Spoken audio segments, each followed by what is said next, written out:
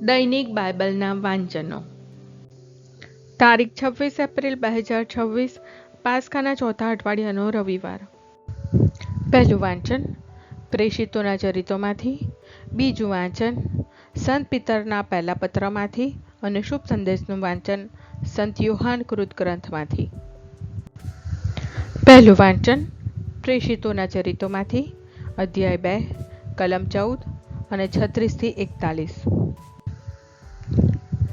ત્યારે પિતરે 11 શિષ્યો સાથે ઊભા રહીને પોતાનો અવાજ ઊંચો કરીને લોકોને સંબોધન કરતા કહ્યું, યહૂદી ભાઈઓ અને સહુ યરૂશાલેમવાસીઓ, આટલું જાણી લો અને મારી વાત કાને ધરો. એટલે આખી ઇસરાયેલી પ્રજાએ નિઃશંક જાણી લેવું કે જે ઈસુને તમે ક્રૂસે ચડાવ્યા તેમને ઈશ્વરે પ્રભુ અને ખ્રિસ્ત બંને ઠરાવ્યા. આ સાંભળીને લોકોનું હૃદય વિંધાઈ ગયું અને તેમણે પિતરને અને બાકીના પ્રેષિતોને કહ્યું, ભાઈઓ, અમે શું કરીએ? પિતરે કહ્યું, હૃદય પલટો કરો અને તમારા પાપની ક્ષમા માટે ઈસુ ખ્રિસ્તને નામે તમે એકે એક જણ સ્નાન સંસ્કાર લો તો તમને પવિત્ર આત્મારૂપી વરદાન મળશે. કારણ ઈશ્વરનું વચન તમારે માટે, તમારા સંતાનો માટે અને દૂર દૂર વસતા સઘળા માટે, જેને જેને આપણો પરમેશ્વર પ્રભુ બોલાવે તે સૌને માટે છે. આ ઉપરાંત પિતરે ઘણું કહીને ભારપૂર્વક તેમને આગ્રહ કરીને કહ્યું, આ કુટીર લોકો ઉપર ઉતરનારી સજામાંથી તમારી જાતનું રક્ષણ કરો. ત્યાર પછી જેમણે એના સંદેશને વધાવી લીધો તેમને સ્નાન સંસ્કાર કરાવવામાં આવ્યો અને એ દિવસે લગભગ 3000 માણસોનો સંઘમાં ઉમેરો થયો.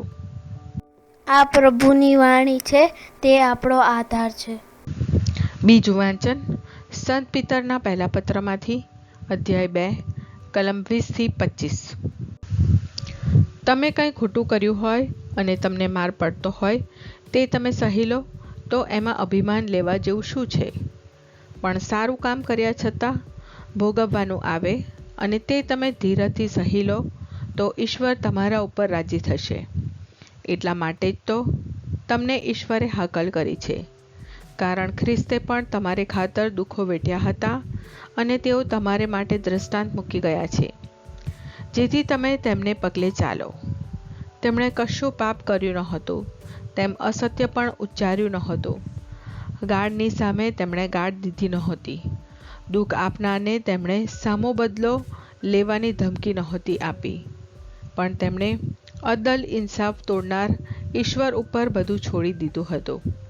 આપણા પાપો પોતાની જાત ઉપર લઈને તેઓ વધસ્તંભે ચડી ગયા હતા, જેથી આપણે પાપ પૂરતા મરી જઈએ અને ધર્મ માટે જીવીએ. તેમના ઘાથી તમે સાજા થયા છો.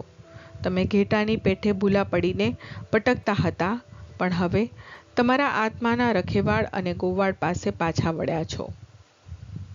આ પ્રભુની વાણી છે, તે આપણો આધાર છે. શુભ સંદેશનું વાંચન સંત યોહાન કૃત ગ્રંથમાંથી, અધ્યાય 10, કલમ 1-10. હું તમને સાચે સાચ કહું છું કે જે કોઈ ઝાપામાં થઈ જોખમાં નથી જતો, પણ બીજેથી ચડીને જાય છે, તે માણસ ચોર છે અને લૂંટારો છે. પણ જે માણસ ઝાપામાં થઈને દાખલ થાય છે તે ઘેટાનો ગોવાળ છે. ઝાપાવાળો એને માટે ઝાંપો ખોલે છે અને ઘેટા તેનો સાથ સાંભળે છે. તે પોતાના ઘેટાને નામ દઈને બોલાવે છે અને તેમને બહાર લઈ જાય છે. પોતાના બધા ઘેટાને બહાર લઈ ગયા પછી તે તેમની આગળ ચાલે છે અને ઘેટા તેનો અવાજ ઓળખે છે, એટલે તેની પાછળ જાય છે. પણ કોઈ અજાણ્યાની પાછળ તેઓ કદી નહીં જાય. તેઓ તેનાથી ભાગી જશે, કારણ તેઓ અજાણ્યાનો અવાજ ઓળખતા નથી. ઈસુએ તેમને આ રૂપક સંભળાવ્યું, પણ તે લોકો સમજ્યા નહીં કે ઈસુ શું કહે છે. એટલે ઈસુએ ફરીથી કહ્યું, હું તમને સાચે સાચ કહું છું કે હું ઝોકનો દરવાજો છું. મારી પહેલાં જે આવ્યા તે બધા ચોર અને લૂંટારા હતા અને ઘેટાએ તેમનું સાંભળ્યું નહીં. દરવાજો હું છું. મારી મારફતે જો કોઈ દાખલ થશે તો તે સલામત રહેશે. તે અંદર પણ આવી શકશે, બહાર પણ જઈ શકશે અને તેને ચારો પણ મળી રહેશે. ચોર તો કેવળ ચોરી કરવા, કતલ કરવા અને નાશ કરવા જ આવે છે. હું એટલા માટે આવ્યો છું કે એમને જીવન મળે અને ભરપટ્ટે મળે. આ પ્રભુની વાણી છે, તે આપણો આધાર છે. પ્રાર્થના. ઓ મારા પ્રભુ ઈસુ, હું મારા પાપો માટે પસ્તાવો કરું છું. મારા પાપો માફ કરો. મારા હૃદયમાં આવો. હું તમને મારા પ્રભુ અને તારણહાર બનાવીશ. આમેન.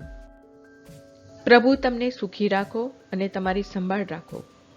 પ્રભુની તમારા ઉપર કૃપા દ્રષ્ટિ અને મહેરબાની હો.